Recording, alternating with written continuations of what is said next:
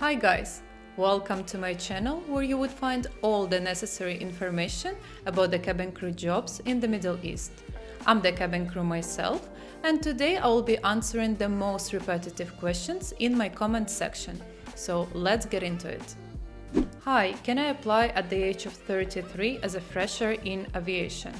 So first of all, it doesn't matter if you're a fresher in aviation because companies like Emirates, Etihad or Qatar don't require you to be cabin crew and to have aviation experience. On top of that, I can guarantee you that being cabin crew in the past doesn't give you any advantage because, for example, in my case, when I was passing the assessment day in Kiev, there are a lot of ex-cabin crew in different Ukrainian airlines, and at the stage of final interview, everybody was eliminated who had prior aviation experience. So you don't have to have any aviation training, any aviation experience whatsoever. But when it comes to your age, here different airlines have different rules. Even though there is no official upper limit, but for Emirates, the oldest candidate that I've met joined at the age of 32. However, Etihad and Qatar, they're not that strict. I heard about the candidates who are hired at the age of 35, and then there is Flydubai. They hire the candidates who are even 40 and above. So you have options, but in your case, it might not be Emirates. However, it doesn't hurt to try, so you could just apply and see what's gonna happen. Hi, I'm 158.4 centimeters. I love your precision.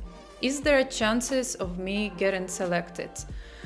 All right, I got a lot of similar questions like this. So what I'm gonna tell you.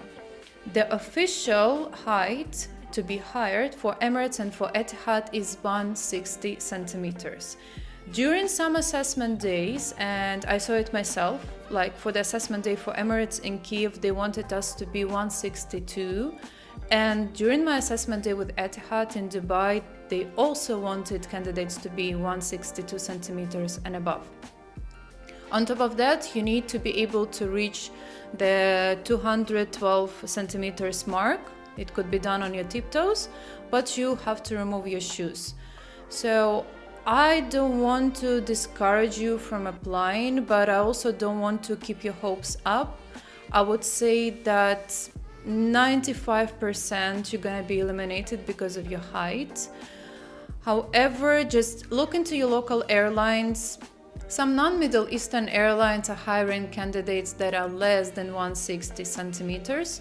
So what I would suggest is that you could go for an assessment, get the whole grasp of how the assessment is gonna go, get the experience, and see what the outcome is. And in case you're not gonna get selected, you could always apply for a local airline. Maybe the rules are not so strict there. Hi, can they provide me with the employment visa?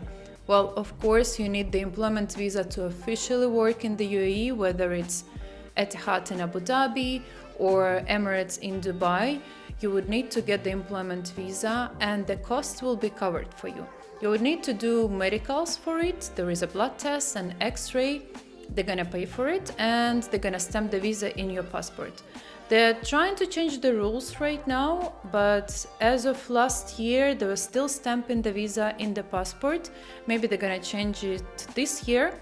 But the last step of getting your residency is actually getting the UAE ID. We also call it Emirates ID, not because of the airline, but because of the country. So specifically Emirates, they require you to pay for it. It costs around $100 and they're gonna deduct it from your salary. Usually employers in the UAE pay for your Emirates ID as well. I'm not sure why they have this kind of rules, but yeah, the rest of the costs of your employment will be fully covered. Does the company cover the cost of your cosmetic products?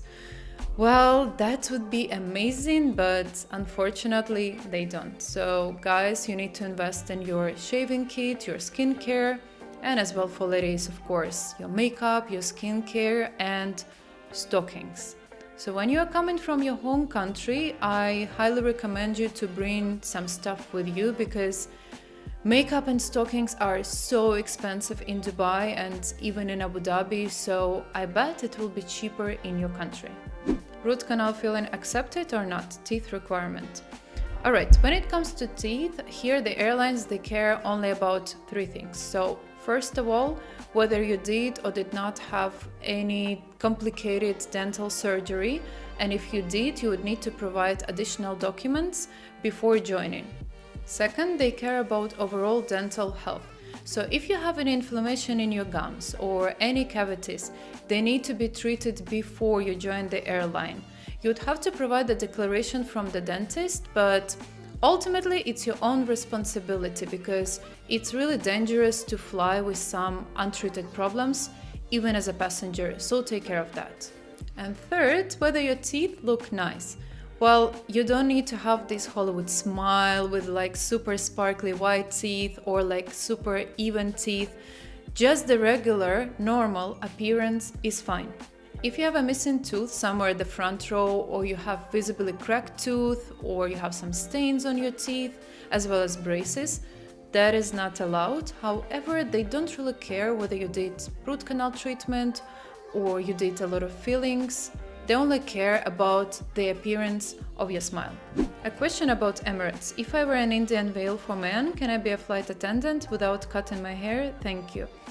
So the way you see Emirates crew online, this is the way you should look like. So you all need to wear exactly the same uniform. So that means that ladies, you have to wear the skirts. Etihad, for example, they have trousers. And when it comes to your hair or head, you cannot wear the veil and you cannot wear hijab or the scarf. That is applicable for guys and ladies.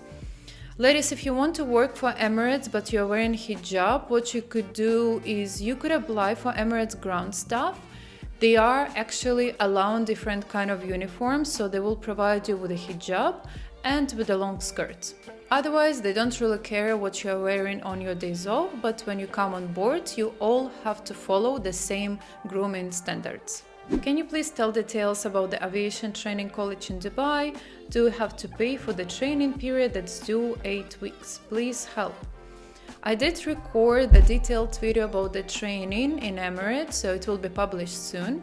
But to answer your question briefly, no, you don't have to pay for the training. However, what they're gonna do is that they're gonna deduct around $100 from your salary for the next 1 year. And after you complete 1 year with the airline, this money will be reimbursed to you. And the last one for today, how many days it will take them to reply to the application?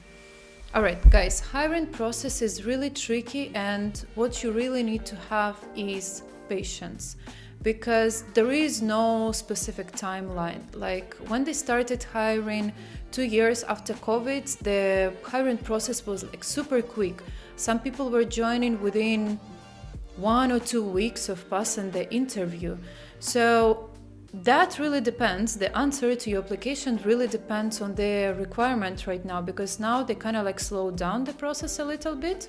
So a lot of things depend on the quotas that they need to fill, like the quotas of language requirement or personality. For example, if they need more Korean speakers, they're gonna look at the application where candidates speak Korean. Or if they want to hire more Spaniards, they're gonna look at the application that are coming from Spain.